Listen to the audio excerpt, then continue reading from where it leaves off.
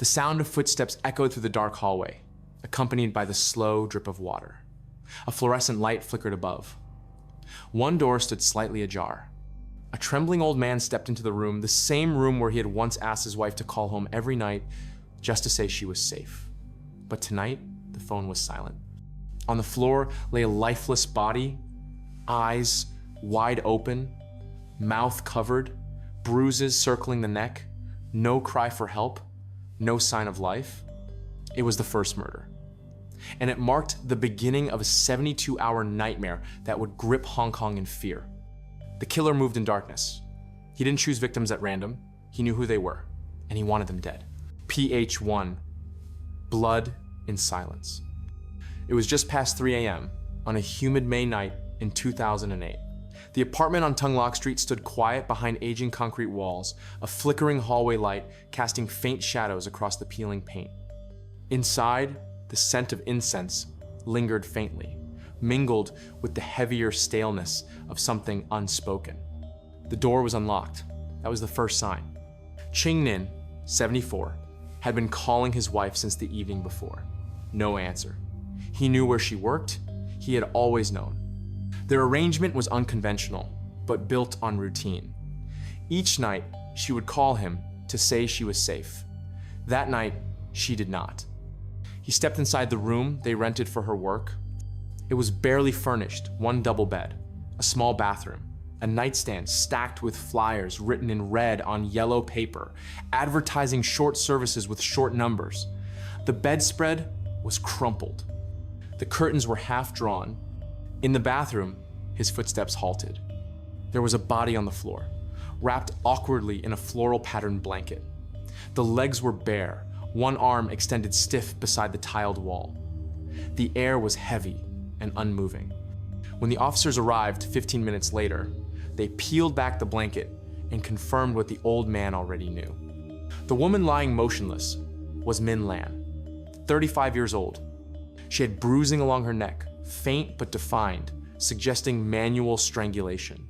Her hair was matted against the side of her face. Her underclothes had been pulled aside.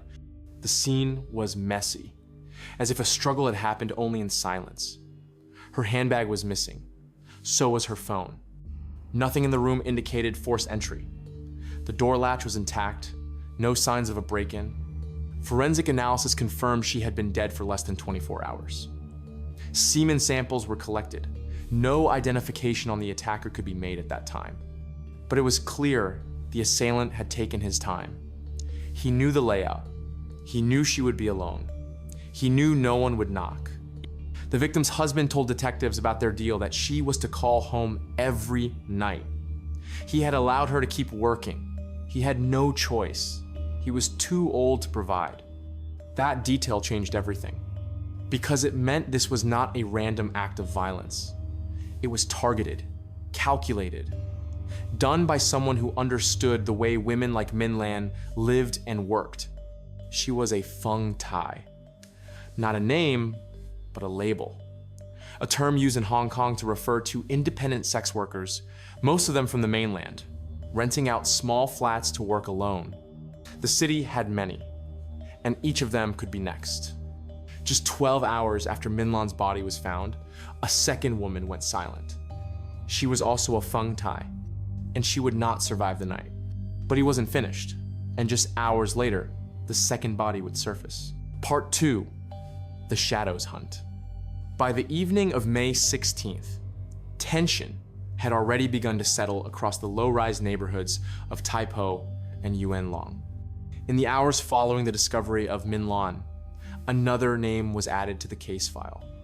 At 10:43 p.m., a call was placed to the emergency line by a woman identifying herself as Bao Ni. Her voice was steady but strained. She reported that her friend, Suet Ming, had phoned her just minutes earlier, whispering that she was in danger. Before she could ask where or why, the line went dead. Bao Ni knew where to go. She arrived at an old building on Wai Yan Street, one known among locals for its quiet, transient tenants. She moved quickly through the stairwell, passing a young man of South Asian descent, around 20 years old, who looked startled as he rushed past her. She would later recall his face in great detail. But at that moment, her priority was reaching her friend. The door was locked, but she had a spare key. Inside, silence. Then, the sight of Suet Ming lying half naked on the floor, her body barely moving. There were marks along her collarbone. Her cash and belongings were missing. An ambulance was called immediately, and she was taken to the hospital in critical condition. Suet Ming never regained consciousness. She was pronounced dead at 5:16 a.m. Forensics found the same cause of death, asphyxiation. The autopsy confirmed sexual assault. There were no signs of forced entry and no foreign DNA under the victim's fingernails.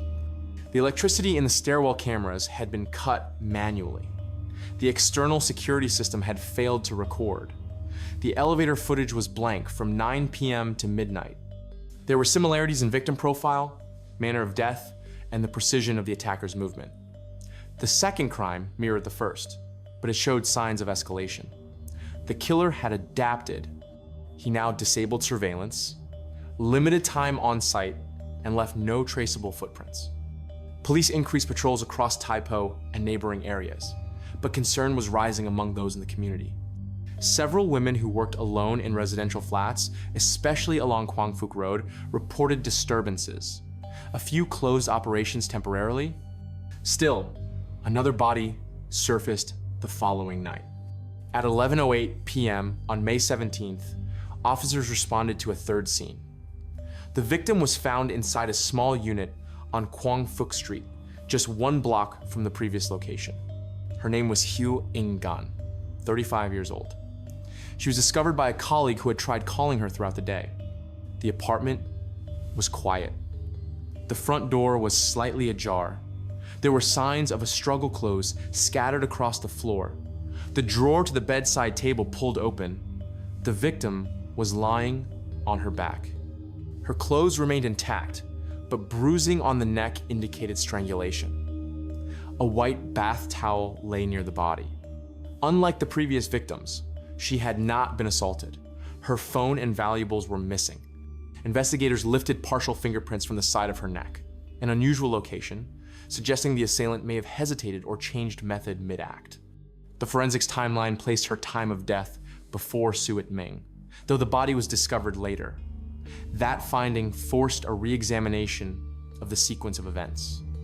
3 women, 3 deaths, all in less than 72 hours. The investigation stalled. With no working surveillance, no clear DNA match, and no active witnesses, authorities faced growing pressure from the public. Officers canvassed local pawn shops and underground gambling dens, places known to attract low-level offenders with erratic behavior. But without solid leads, the case reached a tipping point. Then, a phone turned on. It was 3:12 a.m. on May 18th. The phone belonged to Hyun-gan. It sent a signal, and for the first time since the killings began, there was something to follow. Everything seemed hopeless until a phone lit up. Part 3, the pattern emerges. The phone signal came from a pawn shop on Prince Edward Road. Detectives arrived before dawn. Inside, beneath security bars and under harsh fluorescent lighting, the shopkeeper confirmed that someone had recently sold a mobile phone along with a gold necklace and a silver bracelet. All 3 items matched the description of belongings missing from Hyun-gan's apartment. The seller had visited just after noon the previous day. He was described as tall, slim, and foreign. He spoke fluent Cantonese, but avoided eye contact. The shop's CCTV system, though grainy, captured his face with enough clarity. Facial comparison software linked the image to a resident of South Asian descent registered in Tai Po. His name was Mohammad Razak, 23 years old. Born in Pakistan, naturalized as a Hong Kong citizen. No prior criminal record. Lived with 2 brothers in a rented apartment on Quang Phuc Street, not far from where the bodies had been discovered. The investigators moved fast. They pulled data from his octopus card, revealing his transit patterns over the previous week. The timeline aligned with all 3 crime scenes. Interviews with neighbors painted him as reclusive. He did not attend school or hold consistent work. He frequented small gambling dens and was known to disappear for days. The pattern emerged not only through the timeline, but also in the nature of the crimes. The killer chose women who lived and worked alone, each with similar physical traits. Each victim was between 30 and 35 years old, heavy-set, long-haired, and originally from mainland China. They operated in older residential buildings without external security. None had bodyguards or business partners. The killer had chosen targets who would be isolated and vulnerable. At this stage, criminal profilers joined the investigation. Based on forensic timelines and behavioral patterns, they suggested the attacker exhibited traits of a power-driven offender. The consistency in method, the lack of deviation, and the increasingly shortened intervals between killings indicated compulsion.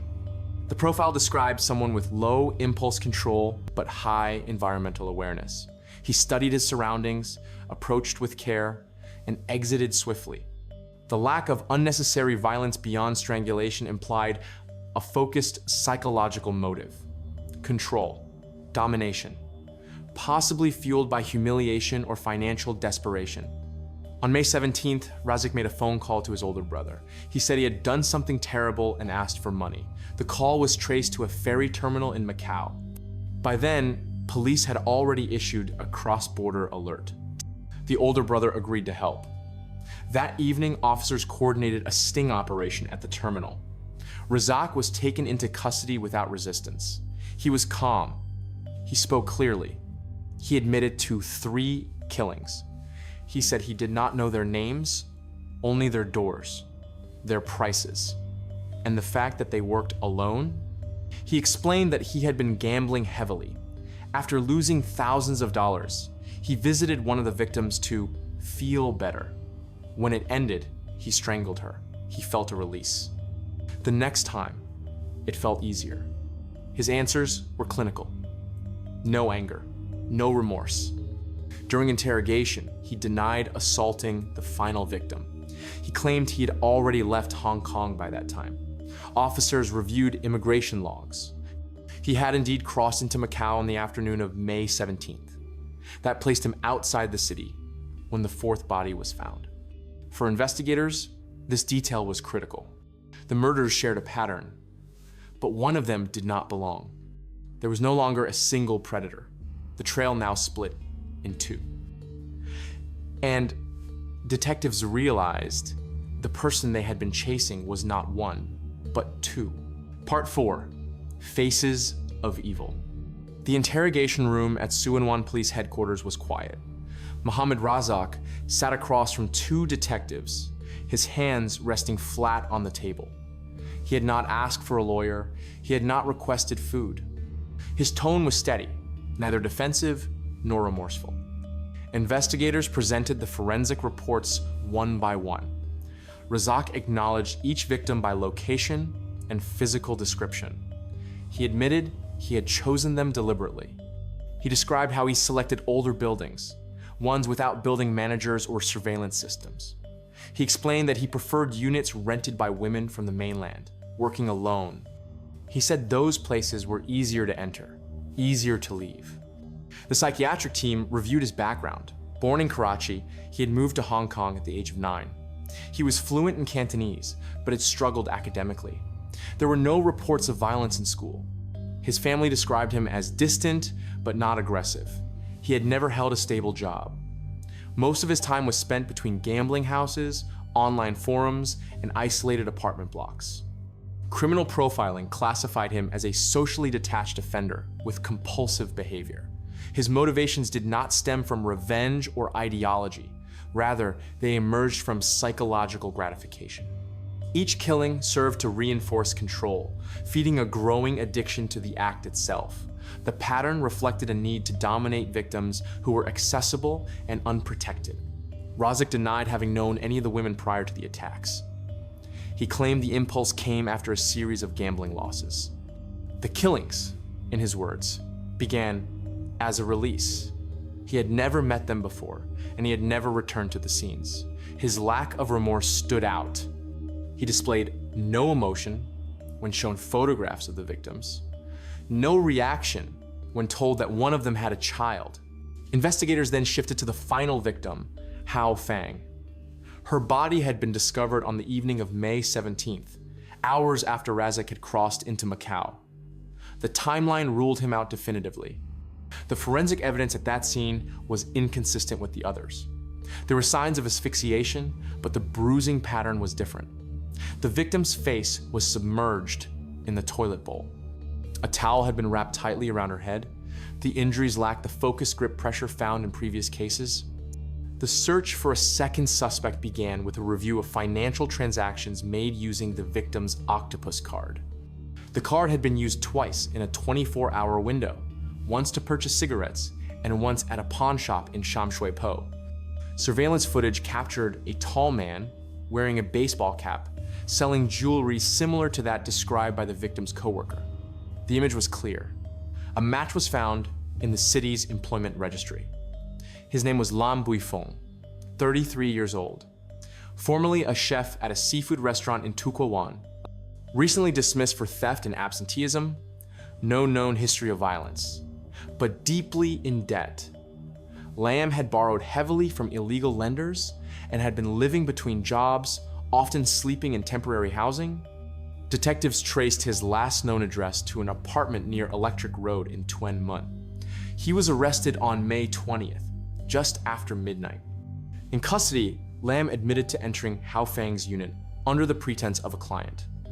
He said they had agreed on a price. After entering, he had locked the door behind him. When her attention shifted, he attacked. Lam claimed he only wanted to steal. He said she had resisted. He insisted the death was accidental. He wrapped the towel around her face to silence her, then forced her head downward into the toilet to prevent screaming. He panicked, grabbed her belongings, and fled. He denied planning the attack, but he acknowledged choosing her because of the recent media attention on the serial killings. He had imitated the method of another killer, hoping it would mask his own crime. Psychological evaluation categorized Lam as a reactive offender with financial motive. Unlike Razak, his pattern was not compulsive. His behavior was opportunistic, shaped by desperation rather than psychological compulsion. Yet the consequences were equally fatal. The two suspects were placed in separate holding facilities. Their paths had never crossed, but the effect of their crimes intertwined, spreading fear across districts already steeped in silence. Razak remained expressionless through every procedural step, but on the final day of arraignment, as the court read the charges aloud, he looked up briefly and scanned the room. He said nothing, then lowered his head. He bowed deeply, but his eyes held no regret. He bowed low, but his eyes showed no remorse. Part 5. Echoes of Injustice. The trial began in July 2009 at the High Court in Admiralty. Mohammad Razak faced 3 counts of murder. Lam Buifeng stood charged with 1 count of manslaughter and 1 count of robbery. Both men entered separate pleas. Razak maintained responsibility for the deaths, but claimed he had been coerced by loan sharks. Lam denied intent to kill, stating that the death of Hao Fang was an accident during a robbery attempt. The prosecution presented forensic evidence, including injury patterns, post-mortem intervals, and digital traces tied to stolen property. Witness testimony confirmed both men's presence near the crime scenes and their connection to missing items. Razak was sentenced to life imprisonment without parole. Lam received the same sentence, but appealed the ruling. In 2011, the Court of Appeal reviewed Lam's conviction. The panel noted that the trial judge had not sufficiently instructed the jury on the distinction between murder and unlawful killing without intent. The autopsy report indicated the cause of death as positional asphyxia, not strangulation. There was limited soft tissue trauma to the neck, and no hemorrhaging typically associated with manual force. The panel ruled that the evidence did not establish intent beyond a reasonable doubt. Lam's charge was reduced to manslaughter. He was sentenced to 9 years in prison. His legal team emphasized his financial distress, gambling debts, and lack of prior violent conduct. The court acknowledged his actions as reckless and negligent, but not premeditated. Razak remained incarcerated at Shekpik prison. In November 2016, he was found unresponsive during early morning rounds. A makeshift ligature had been tied using a shirt and secured to a window frame. Medical staff attempted resuscitation, but he was pronounced dead at the hospital. An internal investigation concluded the death was self-inflicted. His family contested the ruling. His brother claimed that Razak had previously described mistreatment by correctional officers, including unexplained cell transfers and alleged physical intimidation. Official records showed that Razak had filed 2 complaints but provided insufficient detail to warrant disciplinary action. Psychological assessments conducted during his incarceration indicated traits consistent with antisocial personality disorder with no diagnosed psychosis. He had declined psychiatric treatment months prior to his death. Public discourse followed. Advocacy groups questioned the lack of protective measures in place for high-risk inmates, especially those showing behavioral instability. Legal analysts pointed to systemic gaps in psychological evaluation procedures during sentencing.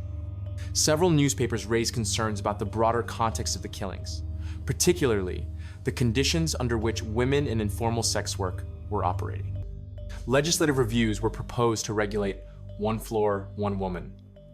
Operations more strictly, focusing on surveillance, tenant safety, and reporting mechanisms. However, few structural reforms were enacted. Social service agencies increased outreach, but long-term protections remained limited. This case underscored vulnerabilities at multiple levels.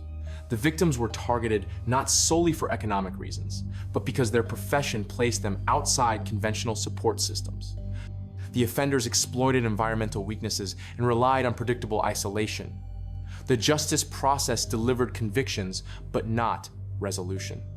Razak died without rehabilitation. Lamb served his sentence with reduced charges. The families of the victims received no formal compensation. The broader community, while briefly shaken, returned to routine. The events of 2008 left behind more than court records. They revealed intersections between criminal behavior and structural neglect. They highlighted how opportunistic violence escalates when oversight is absent. And they raised a question that is yet to be answered with certainty. Could this happen again?